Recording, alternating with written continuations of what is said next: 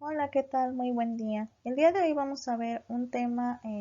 relacionado a la ley de Lambert-Beer y que vamos a utilizar en técnicas de espectroscopía, principalmente en ultravioleta y espectroscopía visible, que es la curva espectral, también conocido como espectro de absorción. Nosotros sabemos que las técnicas espectroscópicas van a basarse en las interacciones de la radiación con la materia y con esto obtenemos información acerca de un analito dentro de una muestra. La muestra es estimulada mediante la aplicación de energía, ya sea en forma de calor, energía eléctrica, alguna radiación, partículas o incluso una reacción química. Antes de aplicar el estímulo, el analito dentro de nuestra muestra se va a encontrar en algo que nosotros conocemos energía fundamental, estado basal, que es su estado energético más bajo. El estímulo va a causar que algunas de las especies del analito experimenten algo que nosotros conocemos como estado excitado, que es una transición hacia un estado de mayor energía.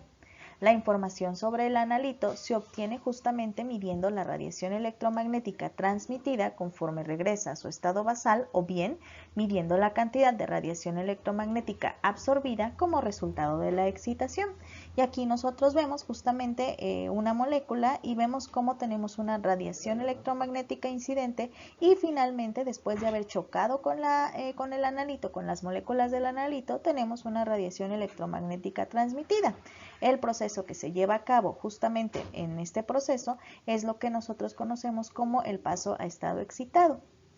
Aquí también lo vemos cómo cambia la intensidad inicial que choca con la muestra a la intensidad de la radiación que finalmente es transmitida, ya que justamente en la celda donde se encuentra nuestro analito se dio justamente el proceso de absorción y de emisión de la radiación al chocar justamente con el analito o las moléculas del analito de la sustancia en cuestión. Cuando una muestra es estimulada al aplicar una fuente de radiación electromagnética externa proveniente de los equipos instrumentales, pueden ocurrir varios procesos que somos los que mencionamos justamente en la diapositiva anterior, ¿no? Este proceso de que está en estado basal, luego gracias a la radiación pasa a un estado excitado y luego regresa al estado basal y en este proceso hay una absorción y una emisión de radiación. Sin embargo, pues aquí tenemos una tablita justamente donde, dependiendo de la técnica, pues podemos ver justamente cómo vamos a, o qué es lo que vamos a medir y en función de qué. Por ejemplo, en la espectroscopía de absorción medimos, todas las espectroscopías de absorción miden la cantidad de luz absorbida en función de una longitud de onda. Y esto que vemos aquí es lo que nosotros vamos a utilizar comúnmente en las curvas espectrales. En este caso, las aplicaciones de estas técnicas pueden ser tanto cualitativas, es decir, para efectos de identificación, o bien cuantitativas para efectos de cuantificar la cantidad del analito dentro de una muestra. Tenemos, por ejemplo, otras técnicas como las de fotoluminiscencia. Cabe mencionar que no son las únicas, pero son algunos ejemplos, en las cuales se va a medir la emisión de los fotones después del proceso de absorción y también se consideran técnicas de tipo cualitativo y cuantitativo. Ahora sí vamos a hablar específicamente qué es una curva espectral y cómo se forma una curva espectral. La información obtenida de una muestra justamente por el proceso de absorción-emisión que mencionamos en las diapositivas anteriores es resultado del proceso de una transición electrónica,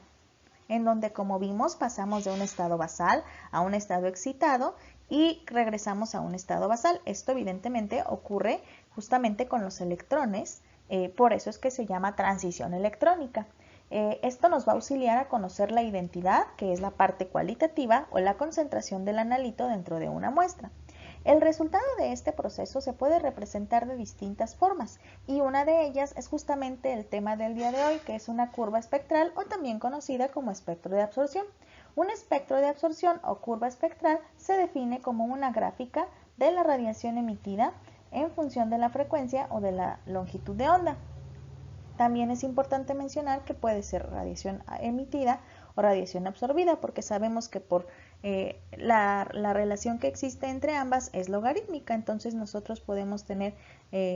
la radiación absorbida y la radiación transmitida o emitida como resultado de un análisis en un analito específico. Aquí nosotros observamos justamente cómo tenemos en el eje Y de esta gráfica, que siempre vamos a obtener justamente en el eje Y la absorbancia, y en el eje X la longitud de onda. Entonces por eso se le llama que es una gráfica en donde tenemos en base a la longitud de onda una absorbancia o de una muestra en específica.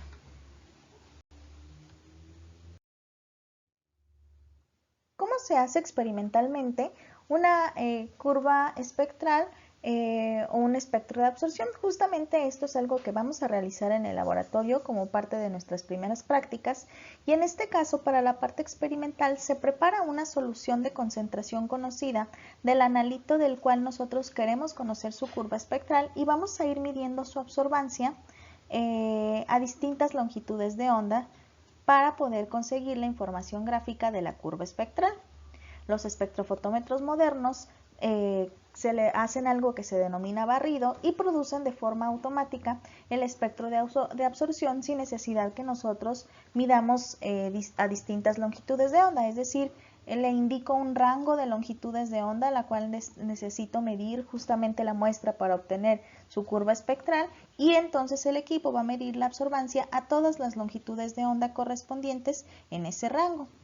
De tal forma en el que si nosotros observamos vamos a obtener en una curva espectral o en un espectro de absorción común una zona de absorción máxima, sin importar la concentración, aunque cabe mencionar que generalmente estos análisis, como hemos visto en ley de Lambert-Beer, se hacen con concentraciones pequeñas o soluciones diluidas, pero bueno, sin importar la concentración en la cual nos encontremos, el pico máximo de absorción siempre se va a encontrar justamente en la misma zona, en la misma región del eje Y, que va a corresponder por lo tanto a lo que nosotros denominamos longitud de onda máxima. Esta longitud de onda máxima nos va a ayudar para que cada vez que nosotros trabajemos con esa muestra o con ese analito específicamente de esa muestra,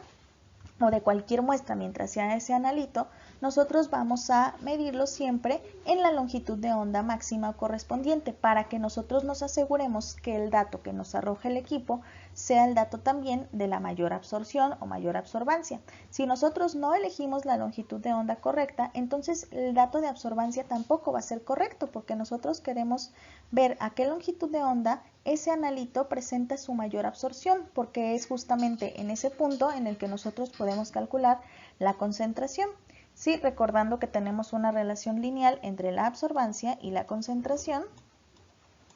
basándonos en la ley de Lambert-Beer. Por eso es que nos interesa conocer el valor de absorbancia máxima, porque entonces eso nos va a ayudar a conocer la concentración de la muestra o del analito específicamente hablando dentro de una muestra.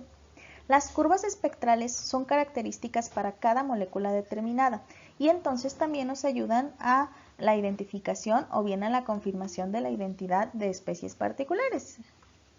Por ejemplo, en síntesis orgánica o inorgánica, nosotros podemos realizar la síntesis a lo mejor de algún complejo metálico de un metal o de una sustancia, y mediante su espectro de absorción confirmar que se trata de esa sustancia, ya que también hay distintas técnicas para calcular la longitud de onda máxima de forma teórica, y entonces asegurarnos que coincida con la longitud de onda práctica, que es la que se obtiene justamente como resultado de un espectro de absorción. Entonces la aplicación en el caso de los espectros de absorción nos ayuda para la identificación o confirmación de la identidad, y justamente con esos datos de longitud de onda nosotros lo podemos utilizar para la cuantificación del analito dentro de la muestra, ya que sin importar la concentración su longitud de onda máxima siempre deberá ser la misma. Ya nada más para cerrar, vamos a hablar un poquito sobre los disolventes en los espectros de absorción.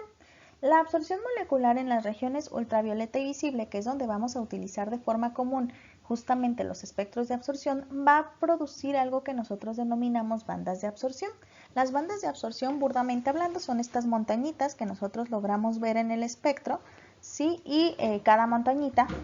burdamente hablando, lo vamos a nombrar de forma correcta como banda o pico de absorción. Estas en algunas ocasiones van a estar formadas por líneas cercanas entre sí. La molécula real tiene muchos más niveles de energía de los que pueden mostrarse en un diagrama. Por lo tanto, una banda típica de absorción va a consistir en un gran número de líneas y picos. Sin embargo, es importante denotar que cuando nosotros tenemos la sustancia en forma de disolución, las especies absorbentes se van a encontrar rodeadas pues, por el solvente, por las moléculas del solvente en el proceso que nosotros conocemos como solvatación, ¿verdad? Y entonces, justamente como efecto de la presencia del solvente rodeando a mi molécula de identificación, vamos a tener que, también podemos observar que las bandas de absorción se pueden volver un poco más difusas y entonces vamos a tener modificaciones en los espectros de absorción. Cabe mencionar que generalmente los espectros de absorción se obtienen justamente colocando la sustancia en forma diluida, o sea, en un solvente, ¿sí? Y entonces también es importante mencionar que el solvente puede llegar a afectar un poco la forma justamente del espectro de absorción. Aquí tenemos un espectro de absorción de la tetracina, donde tenemos cómo se mide el espectro de absorción en V visible cuando es la sustancia en forma de vapor, es decir, las moléculas puras en forma de vapor, cuando se utiliza la tetracina disolviéndola en una disolución de hexano, y cómo tenemos que en disolución acuosa un espectro completamente diferente. Sin embargo, sin importar cómo se haya medido, lo que sí debemos de contemplar es que en todos sí se puede lograr que haya un pico máximo, es decir, aunque tengamos muchas bandas, siempre va a haber una que va a mostrar una mayor altura, y justamente esa de mayor altura es la que nos va a indicar cuál es la longitud de onda máxima de un compuesto, o bien nos va a mostrar que tenemos diferentes niveles de energía y entonces esto nos lo representa con diferentes bandas. Sin embargo, la longitud de onda máxima nosotros la podemos observar con aquella banda que tenga la mayor altura, porque evidentemente representará la mayor absorbancia, y entonces esa sería la longitud de onda a la cual nosotros deberíamos de trabajar si queremos cuantificar esa sustancia. Por ello es que en Lambert-Beer siempre les menciono que si bien en Lambert-Beer no mencionamos o colocamos el término de la longitud de onda de forma directa, sí es súper importante, porque la elección de la longitud de onda máxima, que es la que debemos de elegir siempre que trabajemos con un compuesto, nos asegurará que la absorción que nos muestra el equipo es por lo tanto la absorción máxima, y esa absorción máxima es la que nosotros debemos de colocar en los cálculos de la ley de Lambert-Beer, en la que relacionamos absorbancia y concentración, para entonces no solo conocer de qué sustancia se trata, sino qué concentración nosotros tenemos justamente dentro del analito, dentro de mi muestra.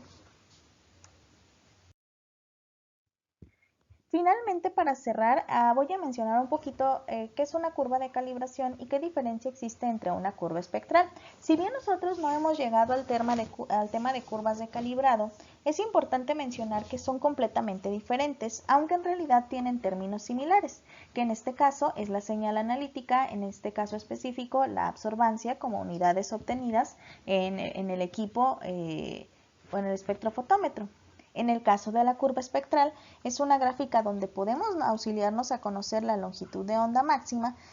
¿sí? Y por lo tanto, en el eje X de una curva espectral siempre vamos a tener la frecuencia o bien la longitud de onda, que es lo más común. Mientras que en el eje Y vamos a tener la absorbancia, aunque en algunos casos pueden llegar a mostrarla en términos de absortividad molar o incluso del logaritmo de la propia absortividad molar. Sin embargo, como son directamente proporcionales, vamos a observar que aunque sea en absortividad molar, vamos a tener un punto máximo, ¿sí? Entonces, con la longitud de onda máxima nosotros podemos colocar en el equipo ese dato y entonces construir una curva de calibración. Para una curva de calibración se van a preparar una cantidad específica de estándares de concentración conocida del analito en cuestión, y se le va a medir a cada uno la absorbancia, graficando y obteniendo en este caso una línea recta, a diferencia de una curva espectral o espectro de absorción que me muestra una serie de picos o bandas. En el caso de una curva de calibrado me va a mostrar una línea recta. Si no tenemos una línea recta, entonces no la podemos utilizar como curva de calibración. ¿Por qué? Porque en una curva de calibración aprovechamos que la absorbancia y la concentración son directamente proporcionales y entonces nosotros vamos a saber que conforme aumentamos la concentración deberá aumentar la absorbancia de forma directamente proporcional, y aprovechamos justamente esa propiedad para graficarla y entonces utilizarla, esta curva de calibrado, para poder medir la concentración del analito en una muestra desconocida. Entonces para eso nos sirve, mientras que la curva espectral generalmente tiene más bien la finalidad de la identificación o la confirmación del compuesto y del conocimiento de la longitud de onda máxima. Entonces no son lo mismo y no sirven para lo mismo, aunque tengan el término de absorbancia de forma común ambas. Finalmente les agradezco su atención y hay que realizar las actividades correspondientes acerca de este tema. Muchas gracias.